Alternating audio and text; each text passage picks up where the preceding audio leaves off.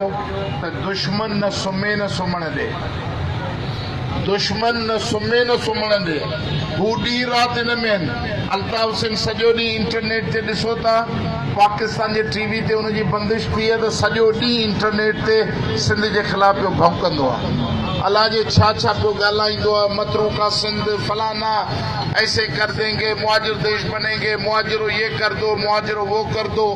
असांजो ही अमन काफ़िलो निकितो, बयान ॾिनई तो वो कादिर मक्सी मुहाजिरों का कातिल निकला है। कराची में जो मुहाजिर गैरतमंद है उसका रास्ता रोक के असां त पंहिंजे इज़त वक़ार सां पंहिंजे सिंध जे माण्हुनि जे विच में बीठा आहियूं। मां वटि त पिस्तौल ऐं बंदूक बि कोन्हे। मां वटि पिस्तौल ऐं बंदूक बि त कोन्हे। मूंखे इन जे करे एतमाद आहे त मुंहिंजूं पाड़ूं जेके आहिनि हिन ज़मीन में खुतल आहिनि, मूंखे केरु कुझु नथो।